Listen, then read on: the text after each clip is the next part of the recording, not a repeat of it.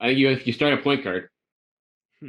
in terms of is Marcus Smart your starting point guard or not, and that's you make a bunch of decisions based off of that. And so Smart, I think they have a pretty big decision to make now with him. He's entering a contract year. From what I hear, he wants an extension. He wants to get paid, and he has heard his name in trade rumors for years now. And the front office clearly values him. We know how much Brad Stevens loves him, but you also have to figure out, he's one of your best movable trade chips on the roster too. So do you bring him back? And I mean, the odds are that you bring him back and you see what it looks like with your new head coach and let things play out. But if you don't think he's your point guard of the future, then you have to seriously consider moving him for another potential starter to put around Brown and Tatum. And so I think that could come in the form of another point guard. That could come in the form of another wing if you bring Fournier back and want to give him some ball handling duties there too. But I think you start there, and then I mean, if you just decide, hey, we want Smart to be our starting point guard, then you might be okay. I think maybe you spend not the mid level on a point guard in that situation because you still have Pritchard, and so yeah, you take Patty Mills for the mid level, no question. If Udoka can recruit him here, but if you only have $6 million to spend there, you might look at a different position on the roster. So I think other guys, Tj McConnell's out there. I wonder if you look for a pass first guy in that spot just based on Tatum and Brown's mannerisms, and there are a couple guys in that mold. I think McConnell being chief among them, but beyond that, I look at trades. I look at guys that have length and defensive versatility that can fit around Brown and Tatum. Someone, I know a guy like Kyle Anderson has been someone they've had an eye on for a while. And you're not going to get him for free. You're going to have to go something good for him. But guys like that, whether they're free agents or expiring deals that can fit into a trade exception, I think those are the type of players that are going to keep coming up because it's going to depend on what those teams, whether it's Memphis or Chicago, like Satoransky, like what are their plans? Are those guys in their plans? Or are they going after different players and are suddenly going to have some expendable pieces that aren't going to cost much in a trade? But those are the type of names I think you got to keep an eye on because they fit in the budget and they can, potentially be good fits around your core and also let you have the long-term flexibility because if you give out extensions to Smart and Fournier and Rob Williams right now, then you're pretty locked in terms of your long term unless you can make a big trade with those guys. And I'm not sure you can feel great enough about those contracts to feel confident in order to do that. From ownership, Danny Ainge, who's now consulting, I guess, to obviously Brad Stevens, we know the organization loves Marcus Smart. Ime Udoka's drinking whatever's in the water there because he's already calling Smart a foundational piece and he hasn't coached him for a day, other than obviously their time together with Team USA a couple years back. Do you believe what you just mentioned? Marcus Smart is this team's starting point guard, or do you believe that they are looking to find someone else? It's not Peyton Pritchard, that they're going to slide into that role so that Smart can continue to do what he does off the bench. I think the odds are heavily in favor of Smart being that starting point guard to start the year. Um, Udoka, we know he's a defensive first guy. So he's already talked about how much he likes Smart. So I think that, taking that away from him out of the gate, unless you have a really good alternative in his place, I think that'd be a tough sell for your new head coach.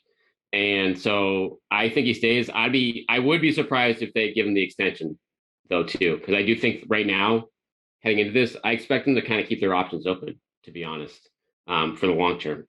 So they don't have to rush anything. They can kind of see what it looks like in a regular quote unquote season when you're not, don't have COVID. I mean, who knows what things are going to look like in another couple months, but it's at least going to be normal rest, a normal training camp. You see how it looks under a new offensive scheme and everything like that. But I expect them to go with Smart there, unless there's an offer that's on the table that gives them a guy that they know they can lock up long term. I don't think you move Smart right now unless you have that guy, and I don't expect a deal like that to materialize right away. So that's what I think they are with that. But I'd be shocked if we see a Smart extension. And again, unless it's a really team friendly deal, same thing of Rob Williams, because with the health situation and the long term cap implications, I think you're going to see hesitant. It makes sense for them to kind of play the waiting game there as opposed to commit the money right away and then potentially lose some options later. Yeah, I'm in on the Marcus Smart starting point guard experiment to start. I mean, I think my boy, not Nick Miller on Twitter, has numbers when Smart plays with Tatum and Brown. 13 points a game, 6 assists, 39% from 3-point range, 82% from the free throw line. I like those numbers. They're all encouraging. Marcus is a guy that we all kill for shot selection sometimes, but I think he's learned a little bit more about moving the basketball. And sometimes when he's not on the floor, the basketball sticks a little bit too much. I think sometimes he plays hero. I think we all get frustrated with that.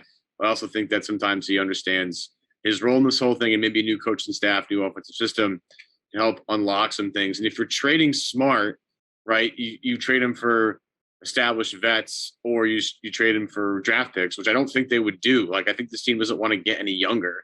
You know, the popular, idea was Smart for the number 7 pick of Golden State, number 14. I'm like, well, I don't think Boston wants to have any more rookies right now. I think that we've, talked about ad nauseum how many young guys they played last year, and how it was one of the biggest problems they had was they had too many unreliable guys. So either you trade him for veteran presence, which, I mean, what veteran presence are you looking for that's going to be an upgrade from him at the point guard spot? I don't totally see it. I'm not totally sure if you want to hand the keys to Evan Fournier's lead ball handler. I think Pritchard's a little too young to take that responsibility. So with B-Rob here, I'm very in line with it. I think that I think that they might owe it to Smart to let him actually start a point guard. They brought in so many other guys to play point guard over the years, and Smart's always been like, I'll cover for that guy defensively by taking his assignment, but I'll also try and spread the floor. It would be cool to actually watch Smart be given the ball like he was in college as a lead playmaker and try to make plays. I mean, you go back to his Oklahoma State days. I mean, I know he scored 20 a game, but he also was their lead ball handler. And I enjoyed the Marcus Smart, box scores from those days where it'd be like 20 points, 8 assists, 7 rebounds, 3 steals, 2 blocks, and way too many shots. I enjoyed watching that guy from afar and wake up the next day and looking at that stuff. I think they could not owe it to him. What's up? Plus 25. Right. I think it would be, I think he's there's still more to be maybe unlocked there with him. I think he's gotten better over the years at certain things. And I think if he knows going into the season, the full offseason to prep, that he's going to be the starting point guard, I think it might look a little different. I mean, he's clearly worked on things. It's not like his 3-point shot was hysterically bad. He was one of the all-time worst volume 3-point shooters in the history of the NBA when he first started. So I think, if you give him an opportunity to play that spot, because what he can do, right? He's at least going to defend his ass off. He's going to space the floor a little bit. He's going to hustle a lot.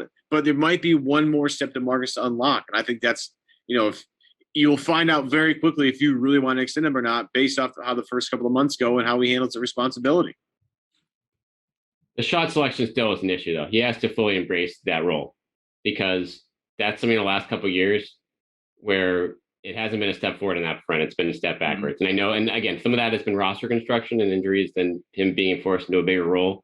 But at the same time, especially late in games, we saw how horrific his, fourth quarter numbers were for, I think, a huge chunk of last year.